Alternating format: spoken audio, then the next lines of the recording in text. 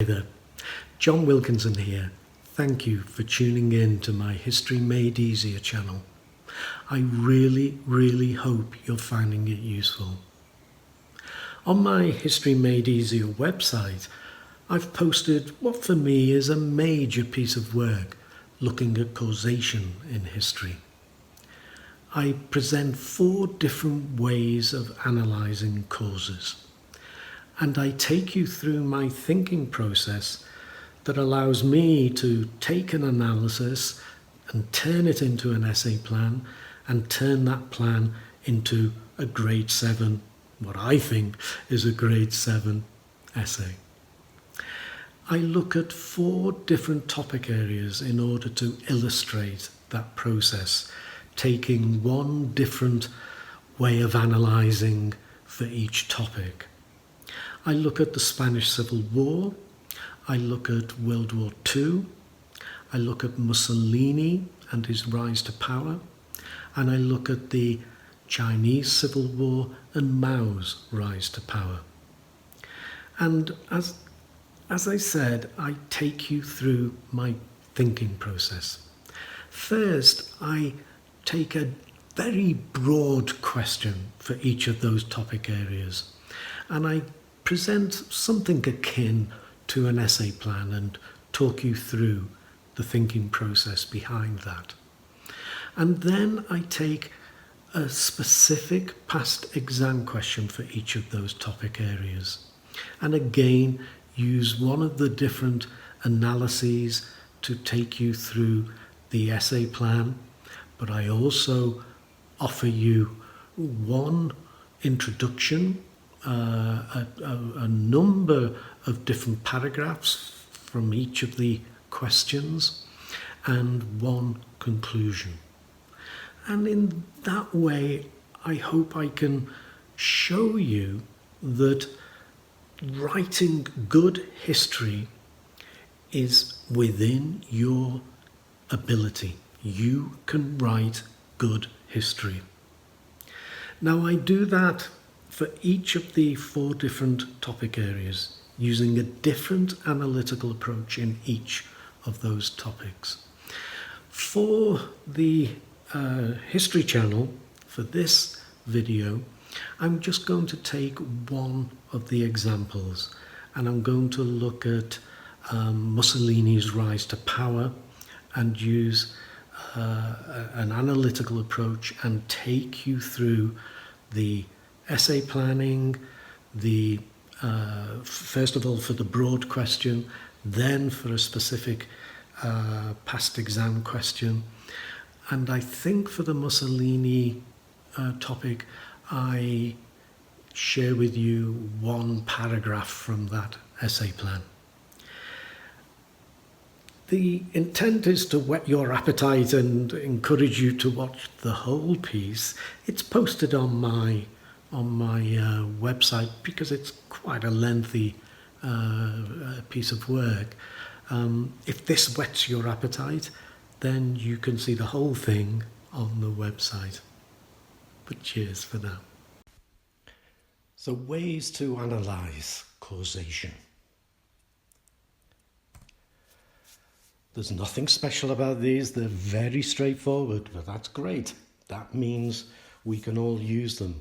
But the key thing is, by analysing, you are already giving yourself a chance of a grade 7 or at least a grade 6.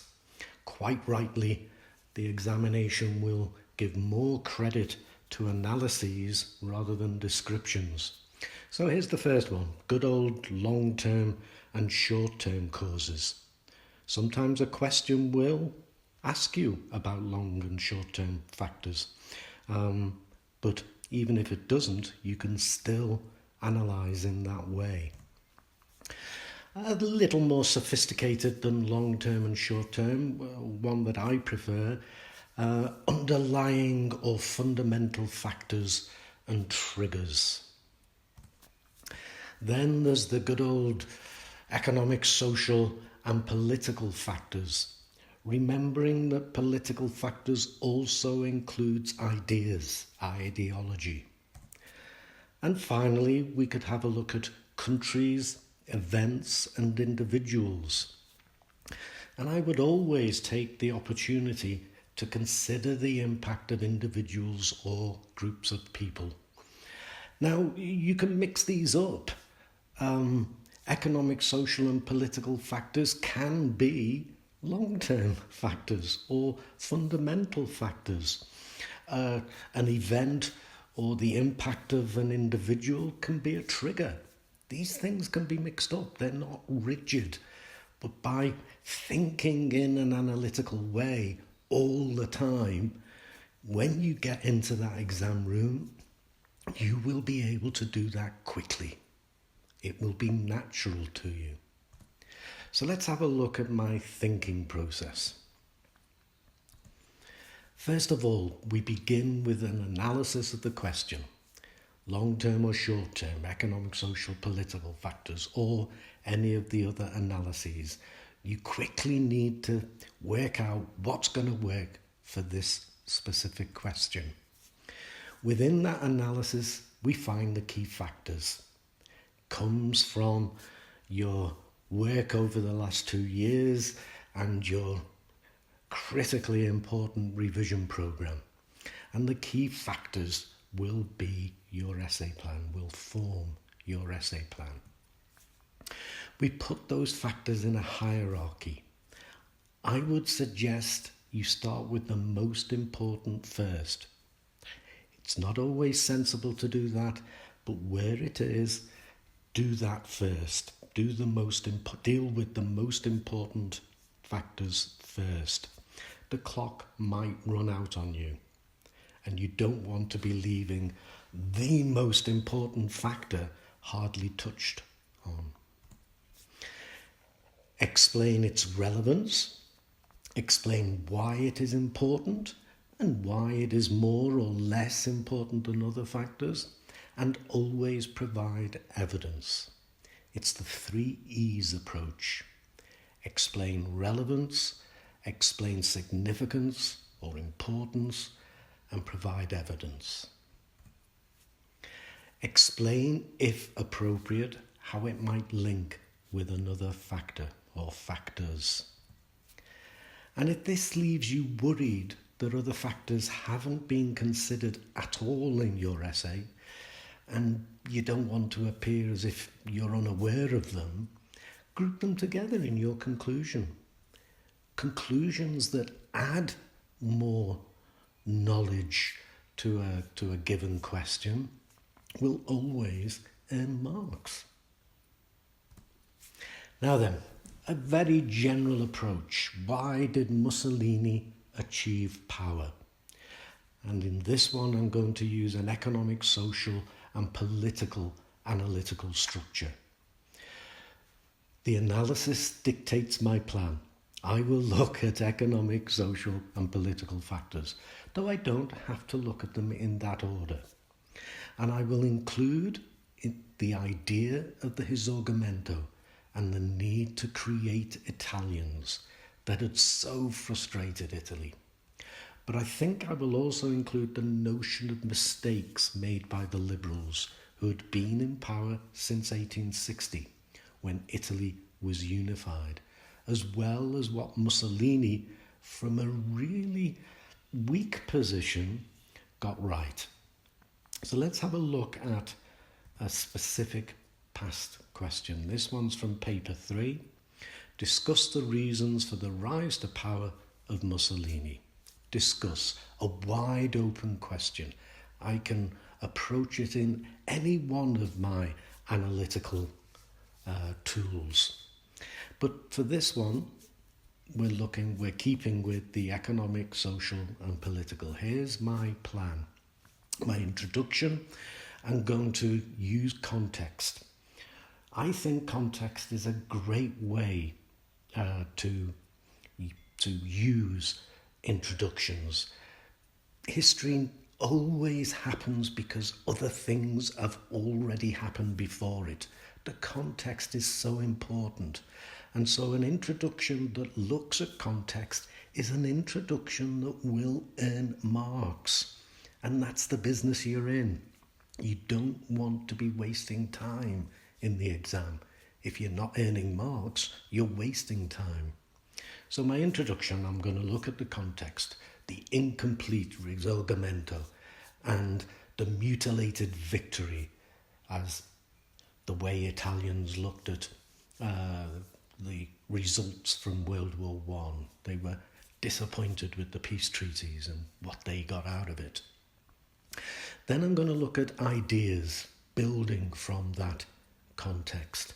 I'm going to look at nationalism, which will bring in the mutilated victory again, so you can see how the essay flows. I'm going to look at Fiume as a important example of that.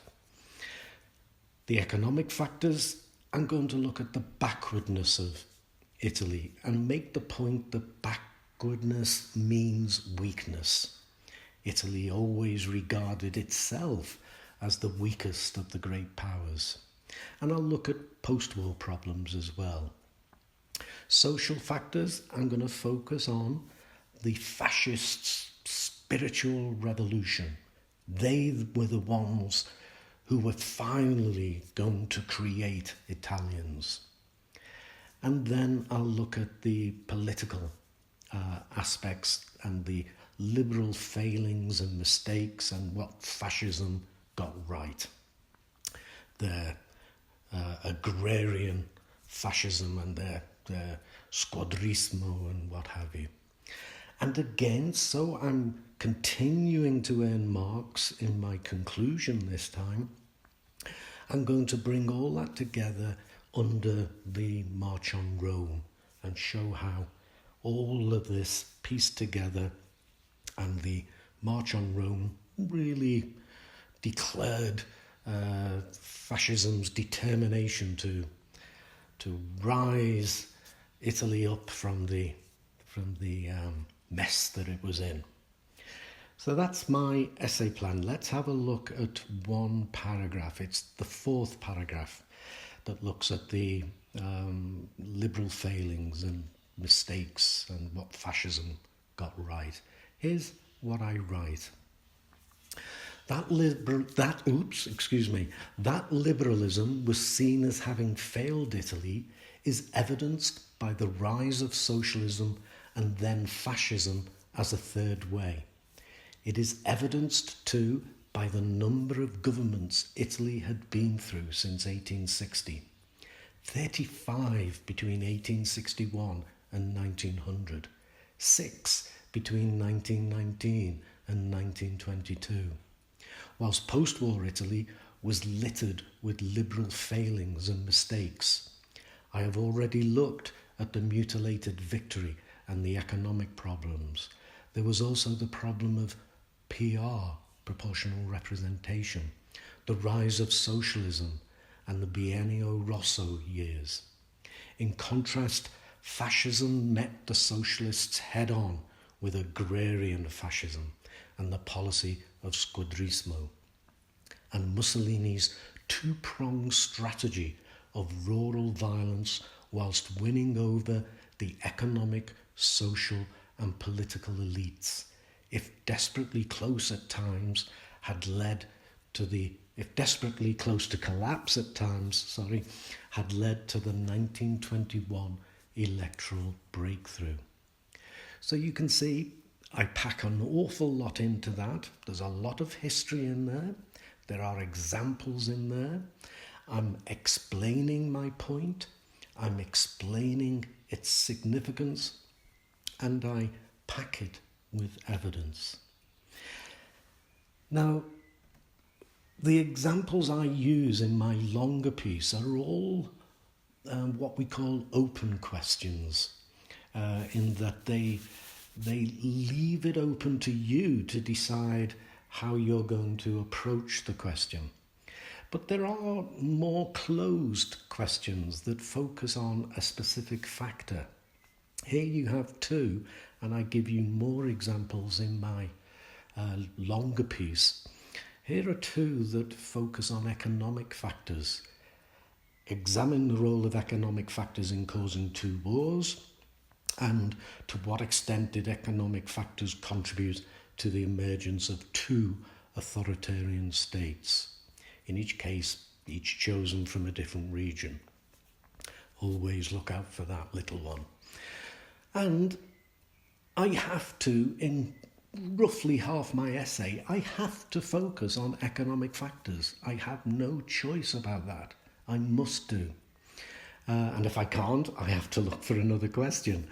But what can I use in the other half?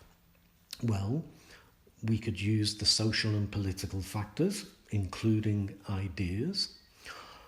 Or we could look at countries, events, and individuals, or a mixture of those two.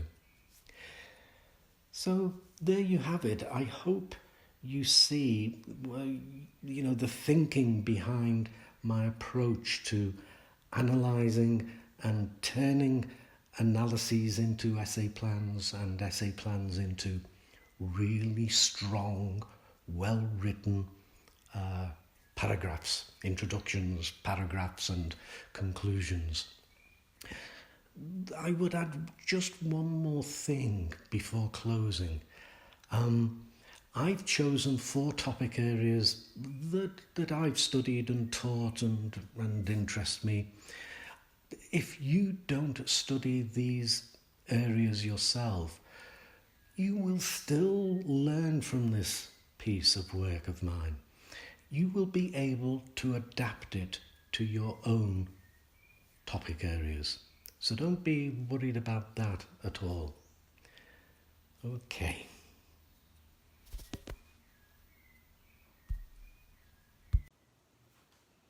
So there you have my mini presentation on causation. You only have one example of the 4 different ways of analysing. If you want to see the other 3 ways used both in broad questions and in past exam questions, then you'll have to go to the website and see the longer piece. But on the website, I leave you guys with a final message with 2 points to it, and I'll do the same here. The first point is that do always remember that there is more than one way to answer a question and answer it well. There's always more than one way. But an analytical way is always better.